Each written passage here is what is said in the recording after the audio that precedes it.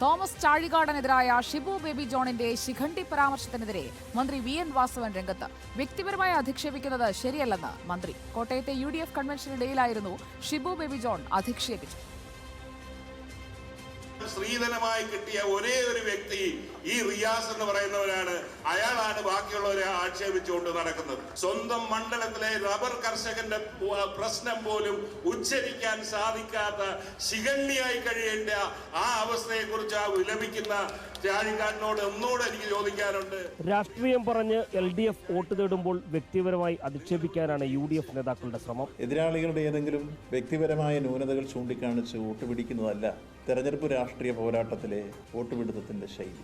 മാത്രമല്ല, അത് പ്രയോഗിച്ച രാഷ്ട്രീയ നേതാവ് എന്ന് പറയുന്നത് കേരള രാഷ്ട്രീയത്തിൽ എടുക്കാത്ത നാണയമായി മാറിക്കഴിഞ്ഞിരിക്കുന്ന RSPയുടെ പ്രതിനിധിയാണ്. വ്യക്തിപരമായി റിയാസിനെ അപമാനിക്കാൻ, ചാഴികാടിനെ അപമാനിക്കാൻ അവർ നടത്തിയ പരാമർശം അങ്ങേയറ്റം അപലനീയമാണ്. മന്ത്രി മുഹമ്മദ് റിയാസിനെയും വ്യക്തിപരമായി അധിക്ഷേപിച്ചതിലൂടെ ബേപ്പൂരിലെ ജനങ്ങളെയാണ് ഷിബു അവഹേളിച്ചത്. ബഹുമാനപ്പെട്ട മുഹമ്മദ് റിയാസ്, അദ്ദേഹത്തിന് ഒരു സ്ത്രീധനത്തിന്റെ പ്രശ്നമില്ല.